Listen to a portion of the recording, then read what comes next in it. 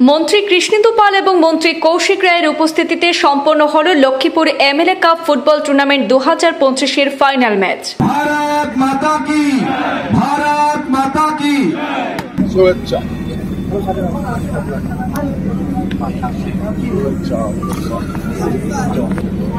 আরম্ভণীতে প্রয়াত শিল্পী জুবিনকে শ্রদ্ধাঞ্জলি জানিয়ে শুরু হয় আজকের ফাইনাল ম্যাচ এবং পুরস্কার বিতরণী অনুষ্ঠান।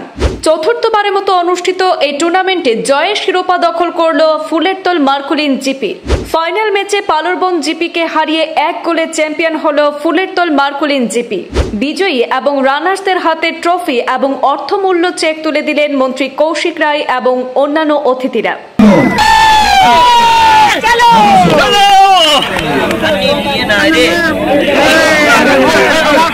আসাম সরকারের মন্ত্রী তথা লক্ষ্মীপুরে বিধায়ক কৌশিক রায়ের ব্যক্তিগত প্রজ্ঞা যোজনার উদ্যোগে চতুর্থবারের মতো Lakshmipur MLA cup 2025 final match এবং পুরস্কার বিতরণী অনুষ্ঠান অনুষ্ঠিত হল আজ লাবক চা বাগানের খেলার মাঠে।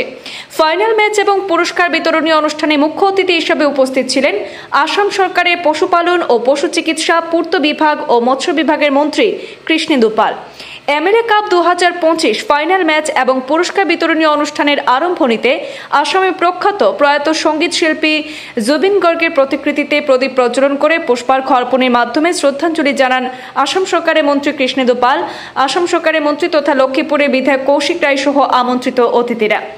এমএলএ কাপ 2025 লক্ষ্মীপুর ফুটবল টুর্নামেন্টে সেখানে লক্ষ্মীপুর বিধানসভা এলাকার মোট 388টি দল অংশগ্রহণ করেছিল।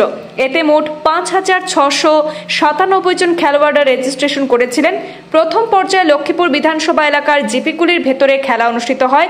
দ্বিতীয় পর্যায়ে প্রত্যেক জিপির বিজয়ী দল বনাম আরেক জিপির বিজয়ী দলের মধ্যে খেলা অনুষ্ঠিত হয়। তৃতীয় পর্যায়ে বিধানসভা ভিত্তিক খেলার মাধ্যমে ফাইনাল ম্যাচ খেলার জন্য 2টি দলকে চয়ন করা হয়। আর এতে পালরবন জিপি বনাম ফুলেরতল মার্কুলিন জিপির মধ্যে অনুষ্ঠিত হয় আজকের ফাইনাল ম্যাচ।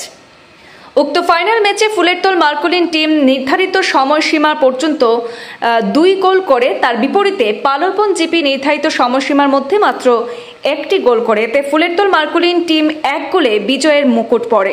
আজকের এই ফাইনাল ম্যাচ এবং পুরস্কার বিতরণী অনুষ্ঠানে টুর্নামেন্টের সেরা প্লেয়ার নির্বাচন করা হয়েছে পালরবন জিপির টিমের সেখানে দেবাশিস রিকে। তার হাতে 11,000 টাকার চেক সহ ট্রফি তুলে দেন লক্ষ্মীপুর সমজেলা আয়ুক্ত ধ্রুবজ্যোতি পাঠক।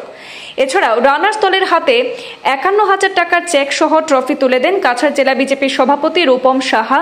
বিজয়ী দলের হাতে 1,01,000 টাকার চেক এবং ট্রফি তুলে দেন আসাম সরকারের মন্ত্রী তথা লক্ষ্মীপুরের বিধায়ক কৌশিক রায় সহ আমন্ত্রিত অতিথিরা।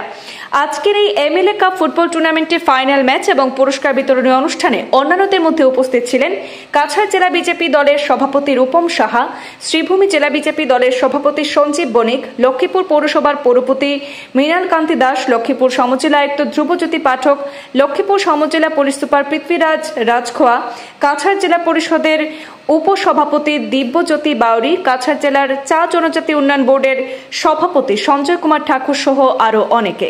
2025-এ আমাদের যে ফাইনাল খেলা, সেই ফাইনাল খেলা অনুষ্ঠিত হয়েছে।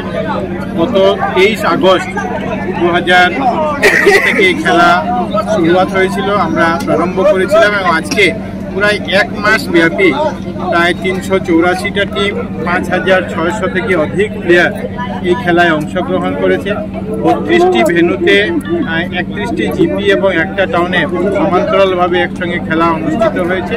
আর খেলা হওয়ার পর জিপি লেভেল খেলা সমাপ্ত হওয়ার পর আমাদের বিধানসভা পর্যায়ে যে খেলা, সেই খেলা চলেছে এবং আজকের দিনে আমাদের যে ফাইনাল, সেই ফাইনাল অনুষ্ঠিত হয়েছে। আমাদের ফুলেরতল জিপি 2-1 গোলে আমাদের পালরবন জিপিকে পরাজিত করেছে। আমি দুটা টিমকে অভিনন্দন জানাচ্ছি, শুভেচ্ছা জানাচ্ছি এবং 1 মাস ব্যাপী এই খেলাকে আয়োজন করার জন্য যারা আয়োজক কমিটি ছিলেন, বিভিন্ন জিপির কার্যকর্তারা ছিলেন, দর্শকরা ছিলেন, আমাদের প্রত্যেকটা জিপির যারা পঞ্চায়েতের সদস্যরা আছেন, প্রতিনিধিরা আছেন, আপাময় জনসাধারণ, সবাইকে আমি ধন্যবাদ এবং কৃতজ্ঞতা জানাচ্ছি।